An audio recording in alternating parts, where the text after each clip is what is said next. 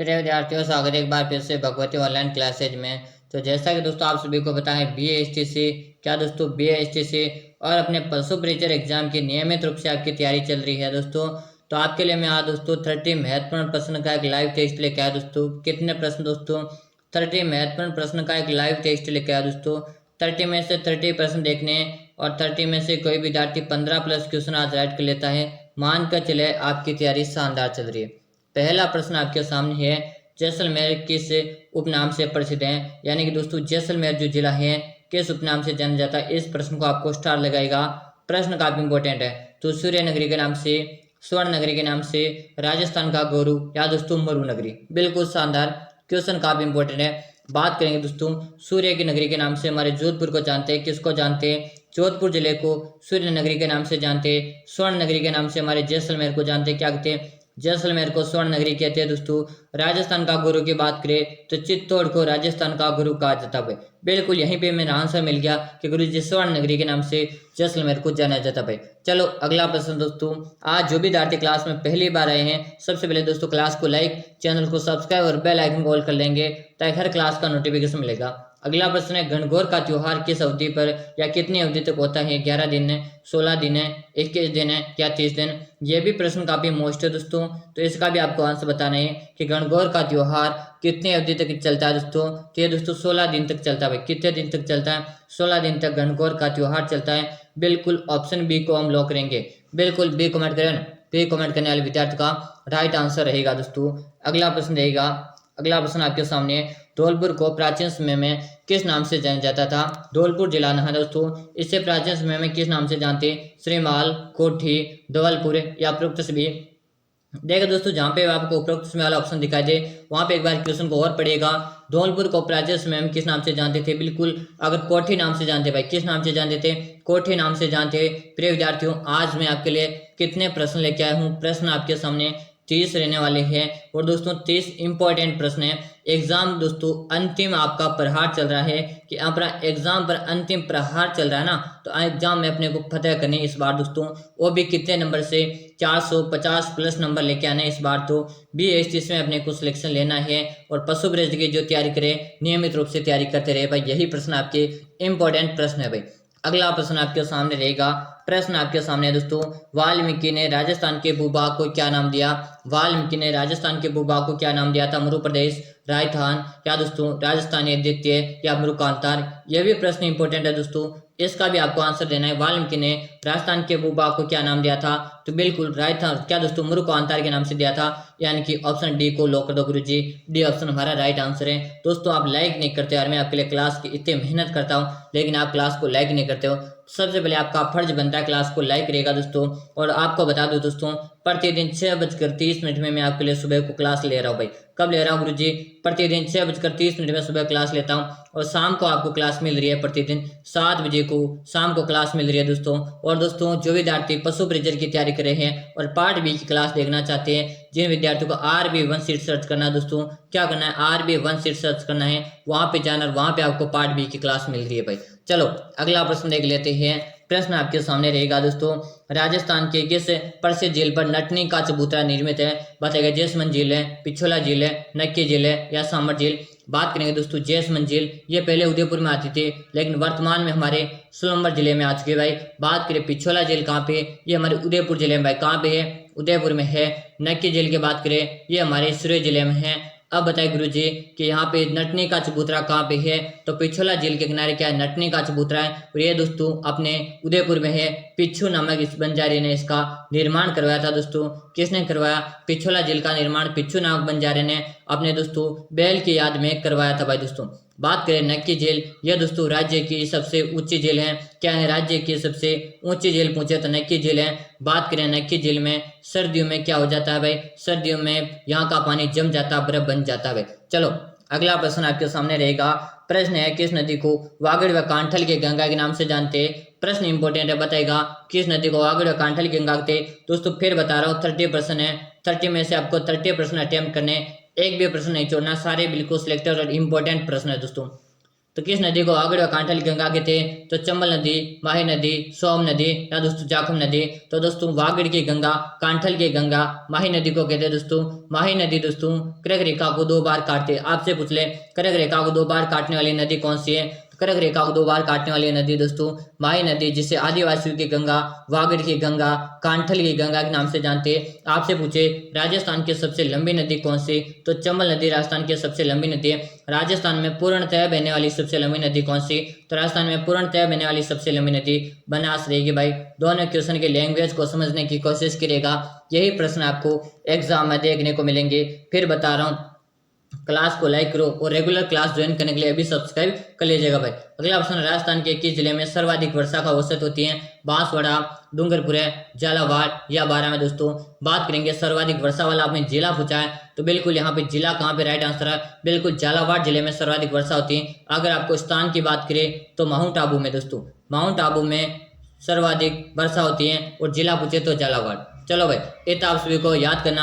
बात करें पहाड़ियों की नगरी किसे कहते हैं? तो पहाड़ियों की नगरी हमारे डूंगरपुर को कहते हैं। बांसवाड़ा को क्या कहते हैं दोस्तों? 100 द्वीपों का शहर के नाम से हमारे बांसवाड़ा जिले को जाना जाता है भाई। चलो, बांसवाड़ा एक दोस्तों आदिवासी संभाग के नाम से भी प्रसिद्ध है। दोस्तों अगला प्रश्न आपके सामने रहेगा, प्रश्न है ना, इंपॉर्टेंट प्रश्न आ रहे हैं। प्रश्न है, खडीन वर्षा जल संग्रहण की परंपरागत विधि पाई जाती है झालावाड़ में, अलवर में, जैसलमेर में या सीकर में? ये दोस्तों जैसलमेर के क्या दोस्तों?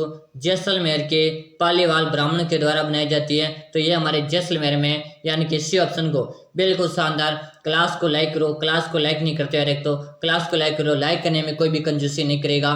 चलो, और अपने साथियों के साथ क्लास को शेयर कर दो। अगर आपके गांव में, आपके रिश्तेदार में कोई भी विद्यार्थी BSTC एग्जाम, क्या दोस्तों BSTC और अपने पशु प्रेजर एग्जाम की तैयारी करे, तो भाई ये क्लास उनके शेयर कर दीजिएगा। बता दीजिएगा कि 30 प्रश्न का आपका लाइव टेस्ट रहेगा और आप इस प्रश्न से ही अंदाजा लगा सकते हो कि आप कितने प्रश्न सही कर पाओगे, क्योंकि दोस्तों जैसे कैसे प्रश्न हूबहू आपको एग्जाम में देखने को मिलने वाले भाई। अगला प्रश्न है, राष्ट्रीय बीजीय मसाला अनुसंधान केंद्र कहाँ स्थित है? तबीजे अजमेर, लालगढ़ बीकानेर, सेवर भरतपुर है या दुर्गापुर जयपुर में? बात करें मसाला अनुसंधान केंद्र, ये हमारे तबीजे में है और तबीजे हमारे अजमेर जिले में है। बिल्कुल ए ऑप्शन को हम लॉक करेंगे गुरुजी, ए हमारा यहाँ पे राइट आंसर रहेगा। अगला प्रश्न आपसे पूछा है, सरसों क्या दोस्तों राष्ट्रीय सरसों अनुसंधान केंद्र कहाँ पे है? खेतड़ी में या दोस्तों नदवई में, सेवर में या दोस्तों बांदीकुई में? तो सरसों अनुसंधान केंद्र कहाँ पे गुरुजी? ये हमारे सेवर में। दोस्तों कहाँ पर रहेगा? सेवर में। अगर आप भी सेवर कमेंट कर रहे हो ना, बिल्कुल सही बता रहा हूँ, 30% है, 30 में से 30% अटेम्प्ट करने, एक भी प्रश्न नहीं छोड़ना है आपका। दोस्तों इस प्रश्नों से काफी फायदा मिलेगा, ये आपके लिए यह क्लास दोस्तों ब्रह्मास्त्र साबित होगी। ये मैं आपसे 100% दावा के साथ बोलता हूँ दोस्तों, यह क्लास आपके ब्रह्मास्त्र साबित होगी, बिल्कुल गारंटी के साथ बोल रहा हूँ। अगला प्रश्न है, पांचना बांध कहाँ स्थित है? दौसा में, सवाई माधोपुर में, करौली में या अलवर में? देखिए दोस्तों, बात करें मिट्टी से निर्मित बांध आपसे पूछे तो कौन सा बांध है? पांचना बांध है। पांचना बांध की बात करें गुरुजी कहाँ पे? ये हमारे करौली जिले में भाई।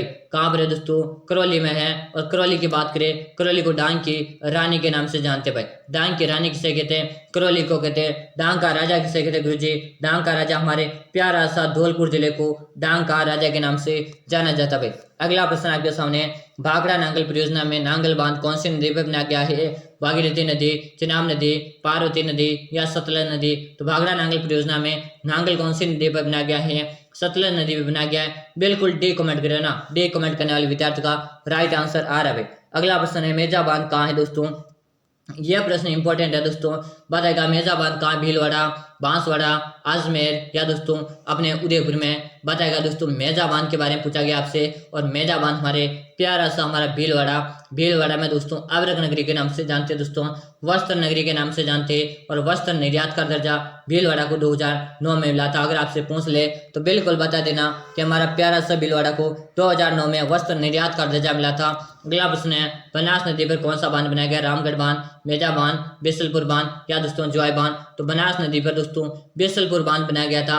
ऑप्शन बी सी को लॉक करेंगे भाई, ऑप्शन सी ऑप्शन को हम लॉक करेंगे। अगर आप इसे बता रहे हो बिल्कुल सही कमेंट करो।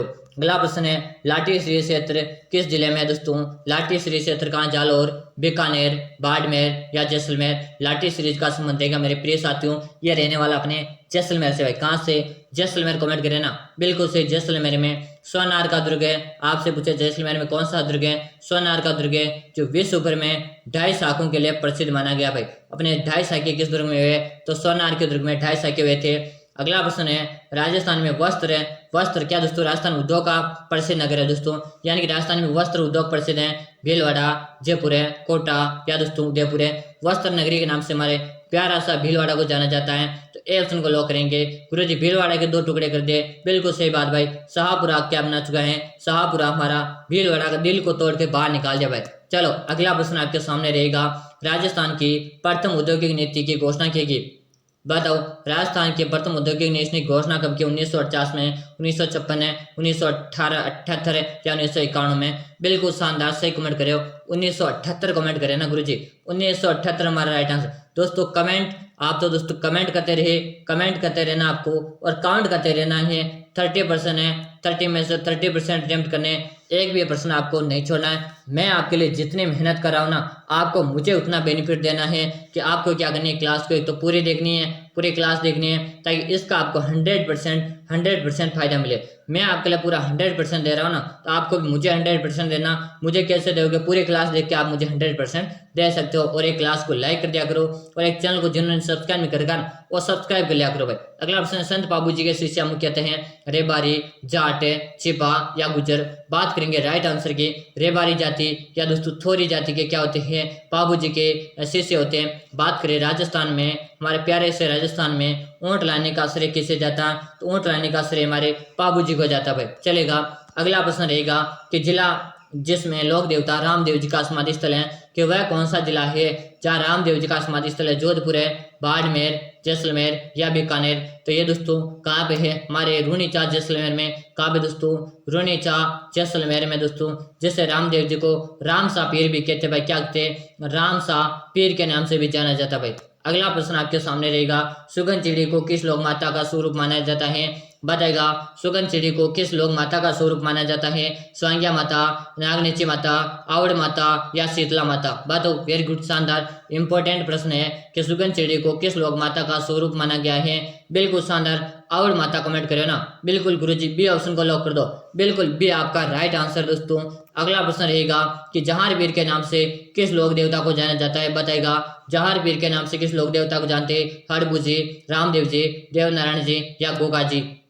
तो दोस्तों जहारवीर के नाम से हमारे गोगा जी को जाना जाता, भाई किसको जानते, गोगा जी को जाना जाता था। अगला प्रश्न आपके सामने रहेगा, दधिमती माता का मंदिर राजस्थान के किस जिले में दोस्तों, दधिमती माता का मंदिर राजस्थान के जिले में, नागौर में, जालौर में, अजमेर में या पाली में। ये दोस्तों दधिमती माता का जो मंदिर है ना, घोट मांगलोद में दोस्तों, कहाँ पर है, घोट मांगलोद में। और घोट मांगलोद कहाँ पे है, ये हमारे नागौर जिले में। प्यारे विद्यार्थी कहाँ पर है, नागौर में। अगर आप नागौर कमेंट करें ना, तो बिल्कुल सही कमेंट करें भाई, नागौर आपका यहाँ पे राइट आंसर आ रहा है। अगला प्रश्न है, राजस्थान में उंदरिया पंथ किसने चलाया, बताए प्रचलित है भीलों में, मीणाओं में, शहरों में या ग्रासिया में। सबसे बात करेंगे ग्रासिया जनजाति कहाँ पे सर्वाधिक रूप से अपने को सिरोही जिले में देखने को मिलती है। शहरिया जनजाति कहाँ देखने को मिलती है, गुरुजी 12 जिले में सर्वाधिक देखने को मिलती है। मीणा जनजाति की बात करें, ये हमारे पूर्वी राजस्थान में सर्वाधिक देखने को मिलती है। भील हमारे उदयपुर जिले में देखने को मिलते हैं भाई। आज गुरुजी आप बहुत अच्छा पढ़ा रहे हो, अरे भाई रेगुलर ऐसी क्लास मिल रही है, आज ही नहीं पढ़ा रहा, मैं रेगुलर ऐसी क्लास लाता हूँ आपके लिए, और ऐसी यूजफुल क्लासें लाता हूँ, सीधे पेपर में छपने वाले प्रश्न लेके आता हूँ दोस्तों। तो आप इन क्लासों को पूरा देखा करें,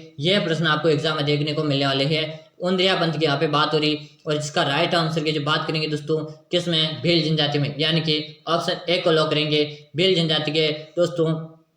चलो भाई इतना ही काफी है। अगला प्रश्न देख लेते हैं कि अलखिया संप्रदाय की स्थापना किसने की, तो अलखिया संप्रदाय की स्थापना लालगिरी ने की थी।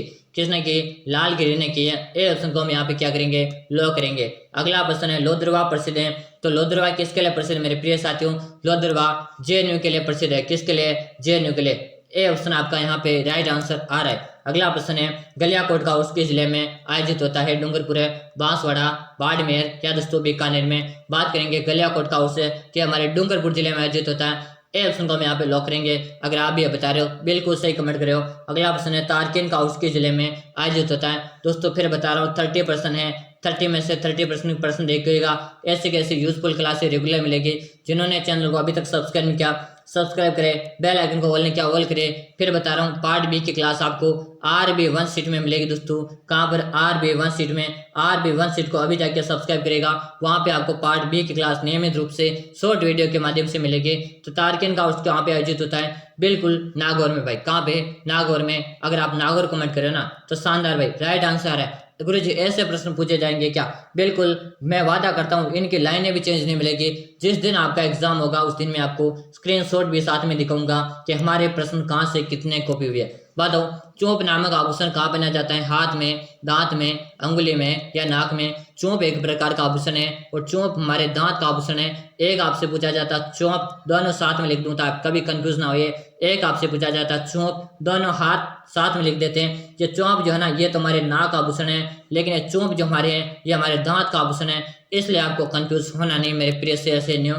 अगला प्रश्न है, मेहमंद आभूषण है और कहाँ का आभूषण है? इस तरह कहाँ पहनती है? सिर पर, कमर पर, भुजा पर या पैरों पर? मेहमंद एक प्रकार का आभूषण है, सिर का आभूषण है। अंतिम प्रश्न आपके सामने है और कमेंट करके बताना है। आज हमने 30 प्रश्न आपको कराए, जिसमें से आपके कितने प्रश्न सही हुए हैं और राजस्थान में दानचंद चोपड़ा हवेली कहाँ है, इसका आंसर मैं देखूंगा सभी का कमेंट बॉक्स में। और क्वेश्चन नंबर लगाकर आंसर बताना है ताकि मुझे भी पता चले आपकी तैयारी किस प्रकार की। फिर मिलते हैं अपनी अगली क्लास में, तब तक के लिए जय हिंद, वंदे मातरम मेरे सभी शेर।